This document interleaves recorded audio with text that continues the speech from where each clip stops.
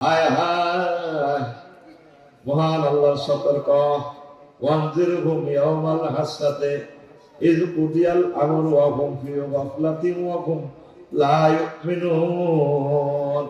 ও নবী, ও উলামায়ে কেরাম, পীর মাশায়েখ, ও তাবলীগে দ্বীনের কলিজারা, আল্লাহ বলতেছে তোমরা তাদেরকে আফসোসের দিবস সম্পর্কে তারপরে ভয় দেখাও, যেদিন তাদের মামলা রায় দেওয়া হবে ফাইনালি, অথচ তারা সে সম্পর্কে বিশ্বাস করে না, তারা গাফেল।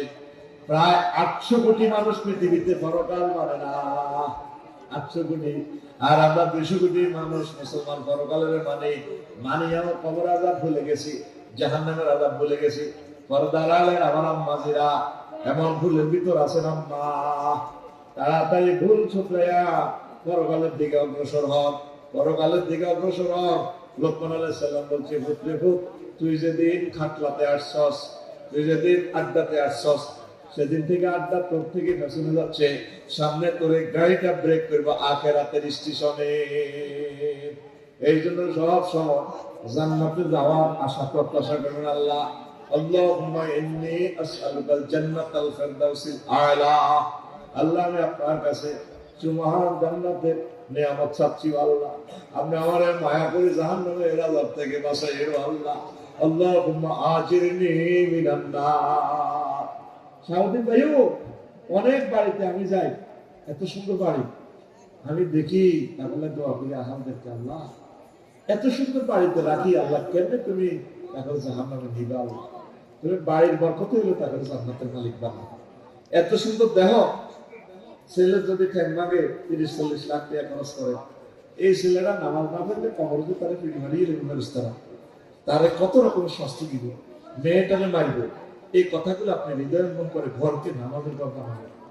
আমাদের বড়ুয়া 7 লাখের মতো লোক, 7 জন মানুষও তো আজকে মহাজন তাল কোরআনটা তিলাওয়াত করলেন না, তাহলে কিভাবে আপনি জাহান্নামের থেকে বাঁচবেন, জান্নাতে যাবেন? একটা মিনিট প্রতিদিন কোর্ট কাছারিতে যাওয়ার আগে আগে কোরআনটা এই একটা মিনিট পড়বেন। এটা শানে নজরুল, পেন্সিল সব হুকুম সাহাবীরা কেমনে করছেন, এটা কনস্টিটিউশনাল অ্যাকশন কি, এই আয়াতটার আর্গুমেন্ট কি দান করা, এটা কিভাবে ব্যক্তি জীবন, সামাজিক জীবন, রাষ্ট্রীয় জীবন, আন্তর্জাতিক জীবন এস্টাবলিশ করা যায়, সেই চিন্তাটা করে করে যদি আপনি আস্তে আস্তে নিজেকে নিজে শোধরান, তাহলে আপনার জীবন ধন্য হয়ে যাবে। করে আমিন। কষ্ট হয়। আমি ওই দিন কোরআনের প্রশ্ন করলাম, রে মনু আসক্তিওয়ালা কোরআন আমার আফসারি আসিওয়ালা আলমনি করতে আর কি বলে মেরে এক ভদ্রলোক কিছু বললো, কোরআনের ভিতরে বলে কি সব কিছু নাই, রাজনীতি নাই, কোরআন আফসারি আওয়াজ জিগাও তুই বিয়ান লিকুল্লি শাইইন। আমি মহাগণ কাল কোরআনের ভিতরে সব ব্যাপারে আমার আল্লাহ কথা বলছে, সুবহানাল্লাহ। তো বললাম মেরে মনু 38টা মন্ত্রণালয় বাংলাদেশে, আচ্ছা কোরআন প্রথম মন্ত্রণালয় হচ্ছে পার্বত্য চট্টগ্রাম বিষয়ক মন্ত্রণালয়, তোর ভিতরে কি এই সম্পর্কে কোনো ইনফরমেশন আছে কিনা? কোরআন একটা আবার জিগায় আছে, মানে আমার কাছে আফসারিও 30টা আয়াত আছে। বললাম তুই একটা আয়াত আমারে বল। কোরআন আমারে বলে ওয়াজআলনা জিবালা আওতাদা, এই পাহাড়কে আমি আল্লাহ পার্বত্য চট্টগ্রামকে পৃথিবীর ফিলার হিসেবে বানাইছি। জাহান্নাম সমাপতা গেলে বেশিগা আমি আল্লাহ পাহাড়ের ফিলার হিসেবে বানাইছি। পাহাড় বানাইছে কে? পাহাড়ে আইছিল কার? এরপর আরো একটা আয়াতে আল্লাহ কয়া ফালা ইয়ানজুরুনা ইলাল জিবালে কাইফা নুসিবাত, তারা কি তাকায় না পাহাড়ের দিকে আমি আল্লাহ কেমন করে তা এস্টাবলিশ করেছি। সংক্ষেপে একটু বুঝে বলতে করতেছি। কোরআনের বেলা হচ্ছে না বলুন 3 নম্বর মন্ত্রণালয় কৃষি বিষয়ক মন্ত্রণালয়, এটা নিয়ে কোনো কথা আছে ভিতরে ভিতরে? কোরআনে তো আসেনি, 81টা আয়াত আছে, আর্গুমেন্ট আছে, পরিপত্র জারি করা আছে। বললাম দুই একটা কম সূরা ওয়াকিয়াতে আল্লাহ কয় আনতুম তাজরাউনাহু আম নাহনু যারিউন, ও বান্দা তোমরা কি ফসল উৎপাদন করো নাকি আমি আল্লাহ করি? সব তো খেলা আমি খেলি। তাইলে এই সকল কথা মহাত্মা তার কোরআনে বলে দিয়েছে। 4 নম্বর সেক্টরে আমি বললাম এর 4 নম্বর মন্ত্রণালয় হলো বেসামরিক বিমান পরিবহন ও পর্যটন মন্ত্রণালয়। মহাত্মা তার কোরআন তোর কাছে কি বিমানবন্দর টন্দলের কোনো কথা আছে না? কোরআন কয় আবার জিগায় আছে 28টা আয়াত আছে। কয়টা? বললাম দুই একটা কোরআন বলতেছে মা ইউনসিকুহুন্না ইল্লার রাহমান, আকাশের পাখি, বিমানের ডানা, এগুলা রাডার ইঞ্জিনে ধরে রাখে না। আমি রহমান আল্লাহ তোমাদের এগুলো ধরে রাখি। ওয়ালাকাদ কাররামনা বানি আদম হামালনাহুম ফিল বাররি ওয়াল বাহরি ওয়া ফাদ্দালনাহুম আলা কাসীরিন মিম্মান খালাকনা তাফদীলা। আমি বনি আদমকে সম্মানিত করেছি। জলে স্থলের উপরে, মহাশূন্যে, মহাকাশে তারা চলে। আমি তাদের কত মহব্বত করি, সম্মানের চেয়ারে বসা হয়। তামাম জগতের সকল সৃষ্টি থেকে আমি আল্লাহ তাদেরকে ইজ্জতটা বাড়াইয়া দিয়েছি।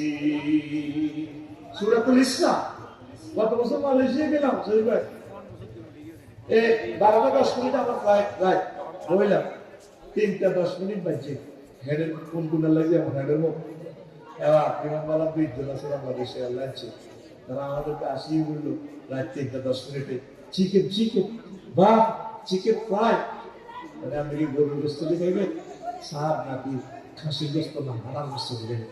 Madam I need chicken fry উইকেল গোস্ত দিয়ে খাইতাম স্যার।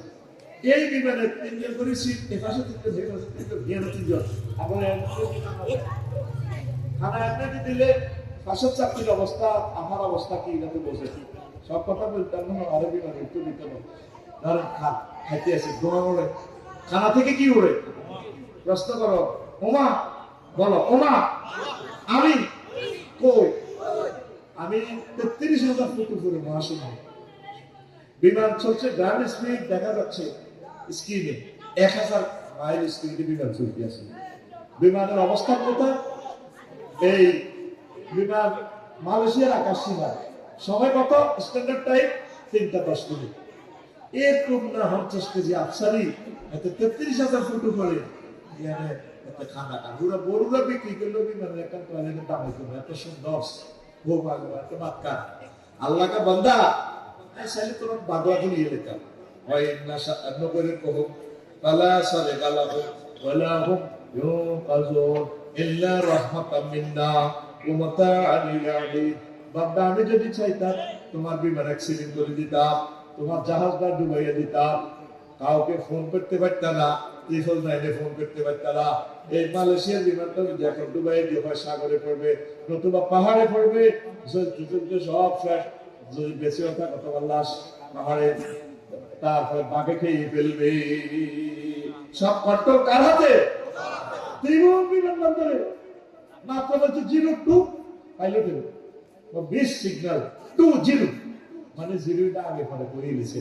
ততক্ষণে বিমান কন্ট্রোল এলো, পাইলট তো দোয়া পাবো হয়ে গেল না, এনে ঘেরা করে দিয়েছে।